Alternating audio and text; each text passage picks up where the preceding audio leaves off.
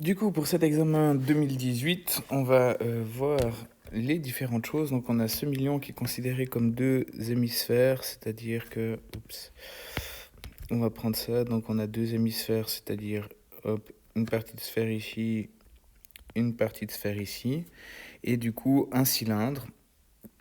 On sait que le diamètre vaut 0,8, du coup, on sait que le rayon est égal à 0,4 mètres. Et c'est-à-dire qu'on sait que cette hauteur-là, comme c'est un rayon, c'est 0,4. Ici, on a aussi 0,4. Ce qui fait que la hauteur de notre cylindre, c'est 2 mètres moins 2 fois 0,4. Ce qui nous fait 2 mètres moins 0,8, donc on a 1,2 mètres. Et ça, une fois qu'on a ça, on a tout ce qu'il nous faut pour calculer l'air. On va calculer l'air, attention, pas le volume, hein. D'abord l'air d'une sphère totale. Du coup, l'air d'une sphère, la formule, c'est 4 pi r carré. Et du coup, on va remplacer 4 fois pi fois 0,4 au carré et on obtient 2,01. Après, on a l'air du cylindre qui est en fait du coup un rectangle, hein, parce qu'on sait que si on déplie un cylindre en un rectangle, comme il n'y a pas de tissu en dessus et en dessous, on n'a pas de cercle. Du coup, on obtient l'air d'un rectangle tout bête. Pour savoir le bord de ce rectangle-là, ben, on est obligé d'utiliser le périmètre. C'est le périmètre d'un cercle. Donc, c'est pour ça qu'on va utiliser le périmètre d'un cercle, c'est-à-dire 2 pi r fois, en gros, la hauteur. Et on a donc 2 fois pi fois 0,4 fois la hauteur qu'on a dit qui vaut 1,2. Et si on fait ça, on obtient 3,02. Et on a comme R total 2,01 plus 3,02. Et on a une R totale de 5,03 mètres carrés. Donc attention aux unités. L'air vaut... Oups. L'air vaut 5,03 mètres carrés. On va souligner ça et du coup on va voir comment sont mis les points. Donc pour les points, on a 0,5 pour ces deux choses-là. On a un point pour l'air de la sphère, un point pour l'air du cylindre et 0,5 pour la réponse totale. Pour le deuxième exercice, on a un petit exercice de probabilité. Donc tu lances 4 pièces d'un franc sur la table, qui est la probabilité d'avoir que toutes les pièces montrent la même face, donc c'est-à-dire soit face, soit pile. Donc la même face, c'est un peu... Donc ça peut être soit tous face, soit tous pile.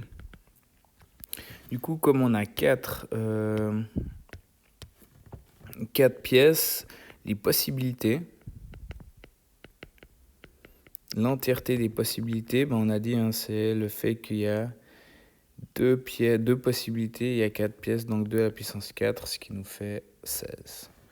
Et du coup, quelles sont les possibilités qui est la même face?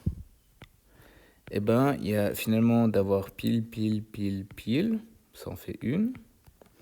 Et on a la possibilité que ça fasse face, face, face, face, qui en fait une. Donc on a 2 possibilités, c'est tout. Donc la probabilité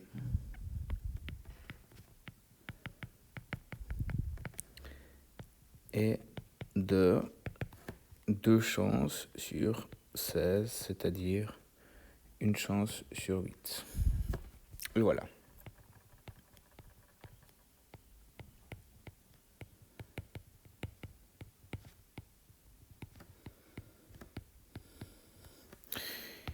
Une chance sur 8. Et du coup, vous avez un point pour le fait que vous avez trouvé deux possibilités et un point que vous avez trouvé que c'était une chance sur 16. Et du coup, on va passer à l'autre exercice. Donc, c'est une histoire de surface, de cône, etc. Donc, on va s'amuser. On voit que, en effet, le tronc fait 12 mètres, qu'il a été réduit de sa taille au 2/5. Du coup, on aimerait savoir ce que c'est la hauteur. Donc, ça, c'est la hauteur tronquée. Et on aimerait savoir la totalité de la hauteur. Et du coup, pour ça, c'est le premier truc. Calcul de h total. Et on sait,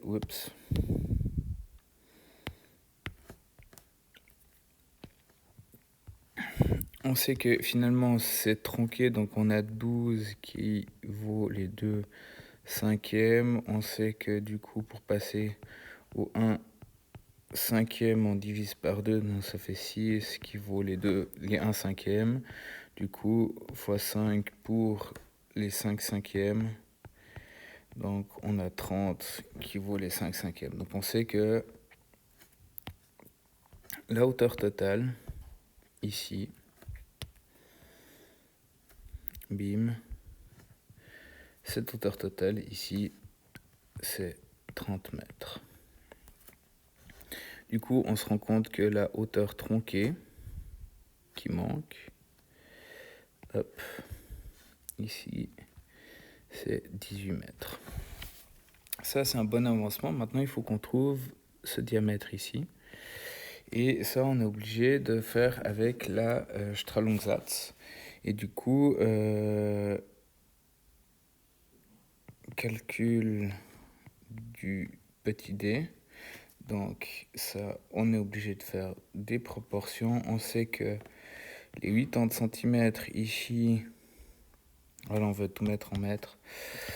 Les 0,8 mètres du rayon, ils correspondent à 30 mètres au total de hauteur. Et on ne sait pas combien c'est l'autre, qui correspond à seulement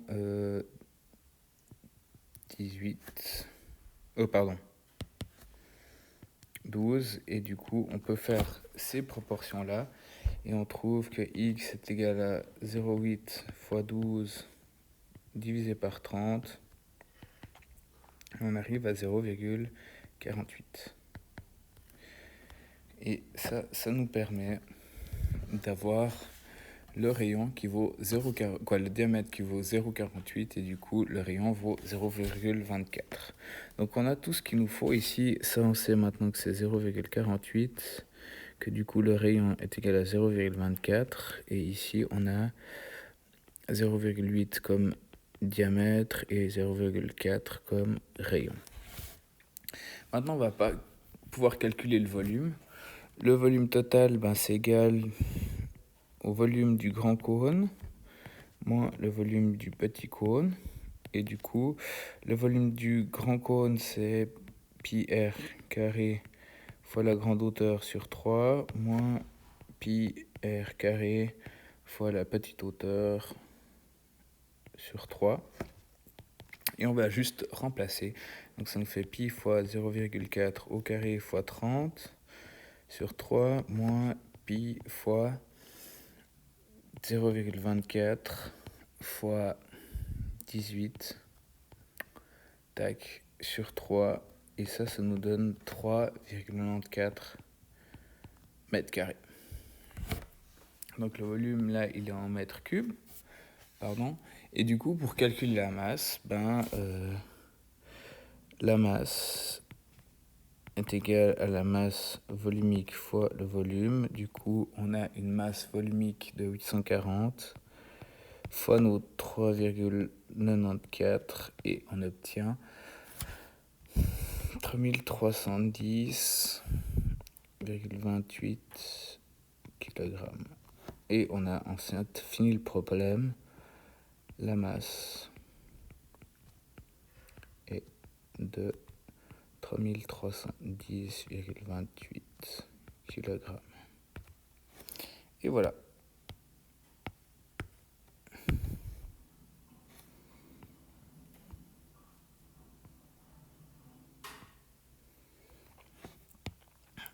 Pour les points, vous avez ici, paf, un point, et c'est généreux pour la hauteur. Vous avez un point pour avoir trouvé le rayon et le diamètre comme il faut. Vous avez 1, wow. Vous avez 0,5 points pour avoir posé ça correctement, 1 point pour la bonne réponse ici, et 0,5 pour ça, ce qui vous donne un total de 4. On fonce direct après pour un problème typique d'échelle, et du coup, ce problème d'échelle, c'est un petit village, etc. Donc on sait le premier truc qu'on fait, c'est notre graphique correct, c'est-à-dire on fait notre petit triangle magnifique pour dessiner le tout. Bim. Et du coup, on va placer tous les aimants qu'on connaît sur ce triangle. Donc on connaît l'altitude de départ, c'est 1321, pardon, et l'altitude de l'autre village, 2185.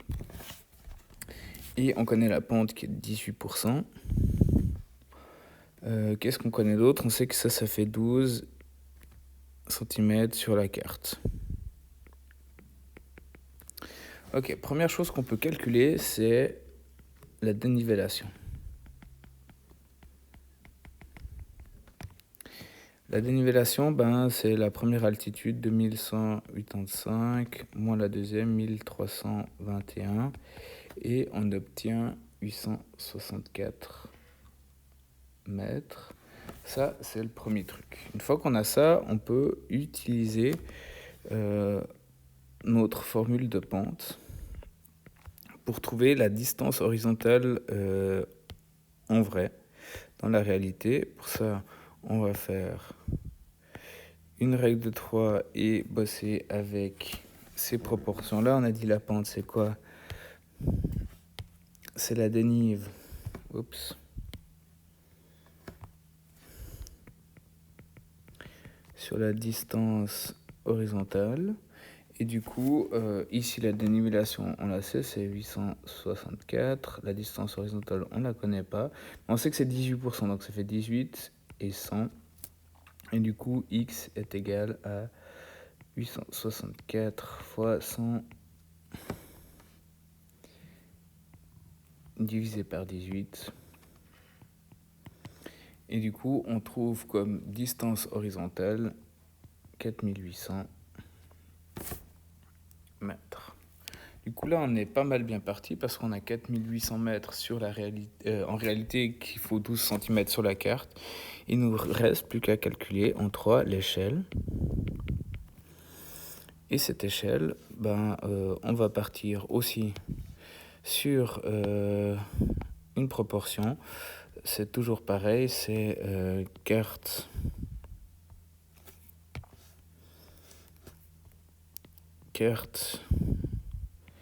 en mètres sur réalité en mètres ou en centimètres, c'est égal. On peut tout mettre en centimètres en fait.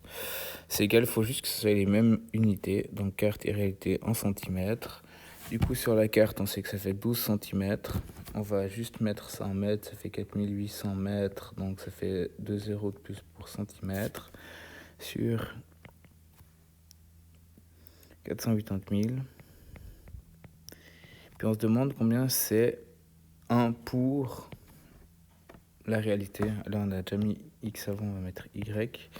Et du coup, notre y, c'est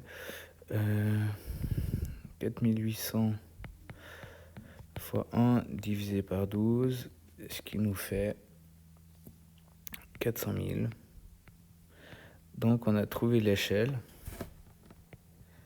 L'échelle est de 1 pour 40 000. Et là, c'est terminé. Bim.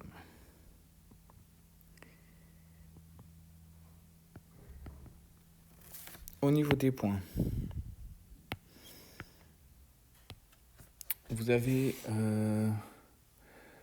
pour trouver la dénivellation, 0,5 Pour trouver après la distance horizontale, vous avez un point. Pour trouver l'échelle, vous avez un point aussi. Du coup, vous avez les 2,5 points qui sont comptés comme ça. On a ici un exercice qu'on peut résoudre soit avec un seul inconnu, soit avec deux inconnus. Donc ça, à vous de voir. Peut-être je vais faire les deux versions, on va voir.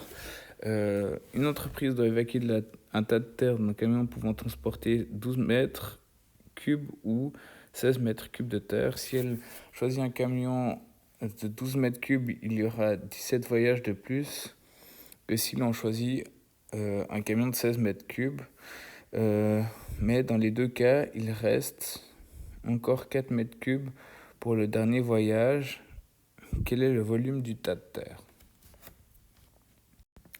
Donc moi, je commencerai plus facilement à faire avec un seul inconnu. Et une seule inconnue, après on va voir. Donc c'est soit x, le nombre de trajets à 12 mètres cubes. Alors, x moins 17, le nombre de trajets à 16 mètres cubes. Maintenant, l'égalité, c'est qu'on sait que le volume du tas de terre est le même. Donc, c'est volume du tas est égal au volume du tas. Donc, c'est assez basique. On sait que le volume du tas, on dit qu'il y a 12 mètres cubes qui sont enlevés chaque fois qu'il y a un trajet d'un camion de 12 mètres. Il y en a X trajets et qu'il reste 4. Donc, je rajoute 4. Et du coup, pour le nombre de voyages avec 16, on sait que c'est x moins 17 fois 16, plus le fait qu'il reste encore quand même 4, donc plus 4. Après, si on prend cette équation, on voit que 4 et 4 se simplifient parce qu'ils sont 2 de chaque côté, donc ça nous fait 12x est égal à x moins 17 fois 16. Là, je pourrais mettre qu'en fait, j'ai fait moins 4 et ça part des deux côtés. Ici, il faut d'abord que j'effectue. Donc, on a 12x qui est égal à 16x moins 272. 17 fois 16, 272. Du coup, on fait après une petite transformation. Hop, on passe les x de l'autre côté, ça fait moins 16x. Et du coup, on a moins 4x qui est égal à moins 272. On divise par moins 4. Et x est égal à 68. Du coup, là, on n'a pas tout à fait fini parce qu'on vous demande de calculer le volume du tas de terre. Donc, il ne faut pas s'arrêter là. Le volume est égal donc à 68 fois 12, parce qu'on a dit. Et puis, il ne faut pas oublier les 4. Plus 4, donc on a 820 mètres cubes. Le volume est de 820 mètres cubes. Ok. Maintenant, si on veut le faire à deux inconnus, on met soit x, le nombre de trajets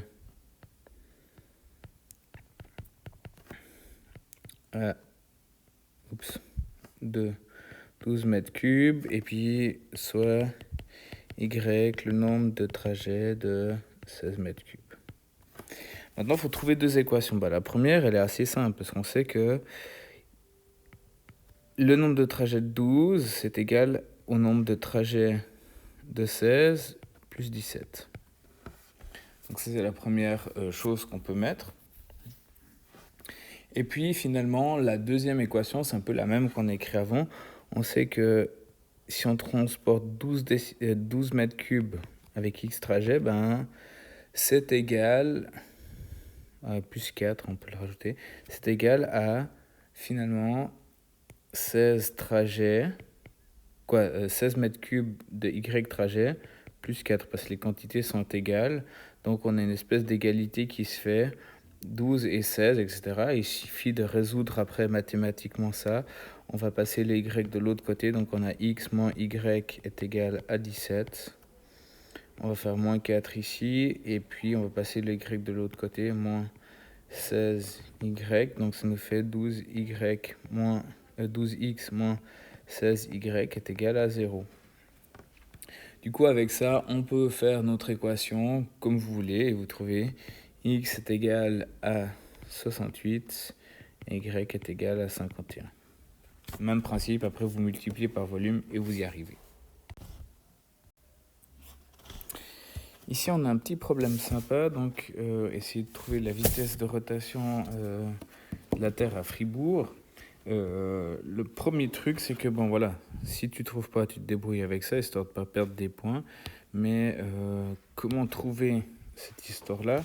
On voit qu'ici, on a 90 degrés, un angle droit. Ici, on a 45. Et du coup, on se rend compte qu'on a un triangle isocèle, on a 45. Donc, le petit rayon ici, pour le rayon de Fribourg, c'est égal finalement à l'autre côté aussi au rayon. Donc on peut faire directement Pythagore et trouver ce rayon-là. C'est-à-dire qu'on a le rayon carré plus le rayon carré est égal à 6400, le rayon de la Terre qu'on a ici, au carré. Du coup, ça nous fait 2 rayons au carré est égal à 6400 au carré. Du coup, le rayon au carré est égal à 6400 au carré divisé par 2. Et le rayon est égal à la racine de ça, 6400 au carré, divisé par 2. Et du coup, si vous faites ça avec la calculatrice, vous trouvez que le rayon, c'est 4525,48. Une fois qu'on a ça, il faut essayer de voir la distance qu'on parcourt en kilomètres, c'est-à-dire le périmètre ici de ce cercle. Donc on a le périmètre du cercle à Fribourg qui est égal à, comme tout périmètre de cercle, 2 pi r. Du coup ici ça nous fait 2 fois pi fois 4525,48. Et du coup on trouve 28 434,45. Une fois qu'on a ça, on va faire ce qu'on fait chaque fois, c'est-à-dire calculer la vitesse. Et pour la vitesse, on peut de nouveau s'amuser à faire avec ça. La vitesse, c'est quoi? C'est la distance en kilomètres sur le temps en heures. On sait qu'on on fait 28 434,45 en 24 heures et qu'on cherche tout ça pour 1 heure. Du coup, on fait les produits croisés et quand on fait ces produits croisés, on trouve 1108,72 km/h. Donc, nous sommes en train de voyager sur nous-mêmes avec une rotation de 1100 et c'est quand même pas mal. Vitesse est de 1108,72 km/h. Et basta avec ça. Du coup, comment sont mis les points? Nous avons ici 0,5 pour ça. On a 1 point pour ça et on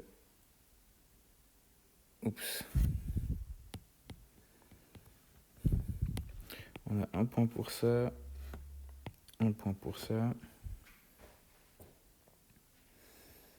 et 1 point pour la vitesse. Bim.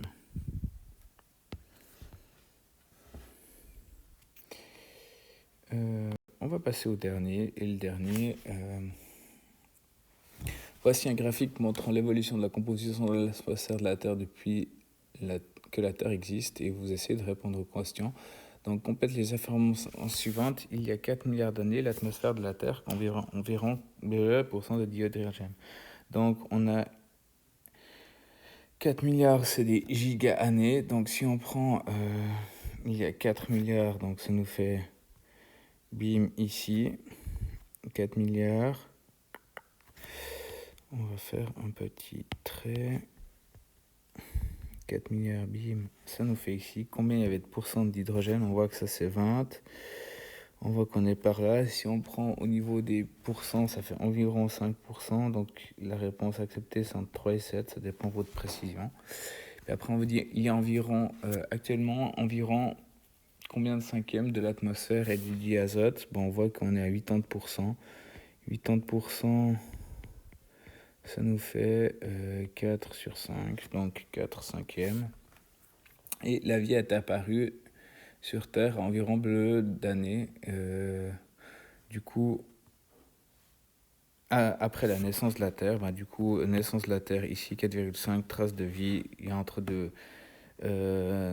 0,5 giga-années, ça veut dire 0,5 milliards. Du coup, 0,5 milliards, ça fait 500 millions d'années. Bim.